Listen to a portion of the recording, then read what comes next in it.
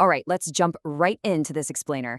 Today, we're unpacking a seriously dense, kind of enigmatic piece of ancient visionary text. Honestly, on the surface, it reads a bit like a surreal dream about the night sky, right? But it's actually a profound cosmic riddle. And together, we're going to decode it step by step to uncover a really magnificent hidden meaning, the true nature of the Just One's eternal names. So, part one, a bizarre celestial vision.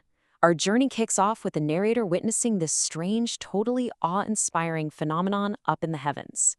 The text hits the ground running with this overwhelming imagery. It says, "And again I saw lightning and the stars of heaven, and I saw how he called them all by their names, and they heard him." I mean, wow. This isn't just you gazing up at a passive night sky. Lightning is flashing everywhere. A booming voice is calling out. And here's the wild part. The stars are actually listening.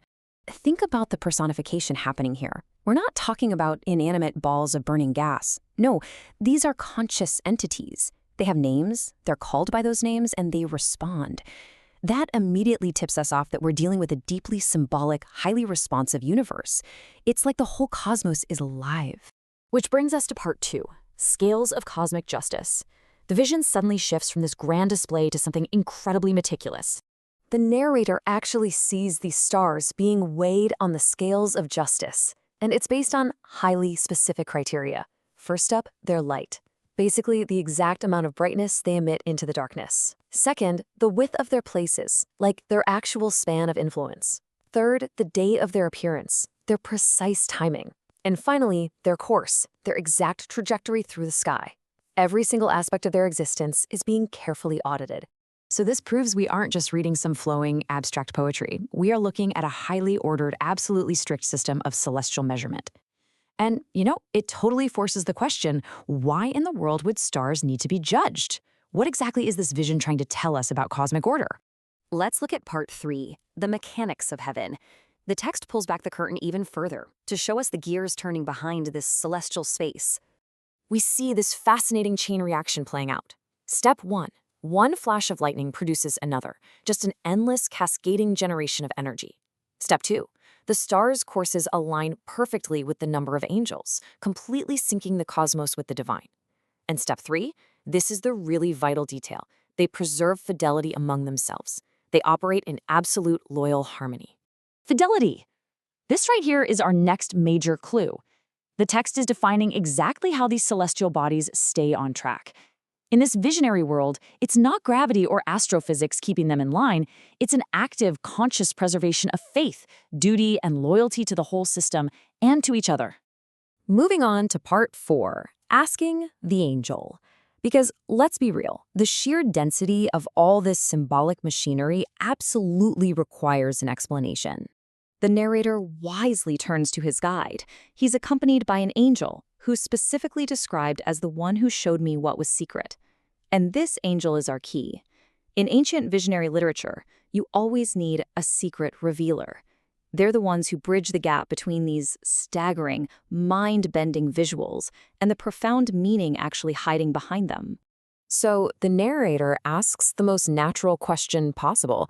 What are these? I mean, if you saw conscious stars being weighed on cosmic scales, you'd be asking the exact same thing. He desperately needs to decode this and figure out what he's actually looking at. And that leads to part five, the Just One's eternal names. This is the moment where the entire text flips, completely reframing everything we've just spent time analyzing. The angel hits him with a stunning revelation. He says, "The Lord of the spirits has showed thee a picture of them." Think about that for a second. This entire cosmic apparatus, the scales, the lightning, the conscious stars, none of it was literal astronomy. It's actually a metaphor. It's this grand living picture orchestrated by the Lord of the Spirits to communicate a much deeper spiritual truth. And here is where the puzzle pieces snap together. The stars, the lightning, the scales, they all map perfectly to something completely terrestrial. They represent the just believers dwelling on Earth. The majestic sky is literally just a canvas being used to depict human righteousness. Suddenly, all the clues make total sense. The stars being called by specific names, that represents the individual names of the just. Those scales of justice measuring their light and course, that's the divine judgment of how people are actually living their daily lives. And that preserved fidelity we talked about, that is the steadfast belief and loyalty of these individuals toward the Lord of the Spirits. The angel makes it explicitly clear. He says, "These are the names of the just who dwell on the earth." So the magnificent turning mechanics of heaven we just decoded, they're actually a mirror.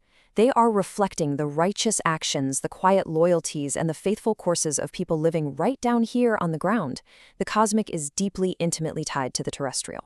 And the vision culminates with this absolutely profound promise. The angel finishes by describing the just as those who believe on the name of the Lord of the Spirits to all eternity. This kind of justice, this belief, it's not temporary. It doesn't just burn out like a shooting star.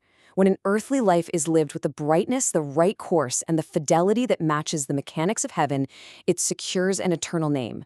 The just one's eternal names are fixed in that celestial framework forever. So, as we wrap up this explainer, I want you to consider this. The text uses the awe-inspiring scale of the entire cosmos just to highlight the immense value of a just life lived on Earth. If those faithful, shining stars are actually a picture of us, what does your own light and course look like?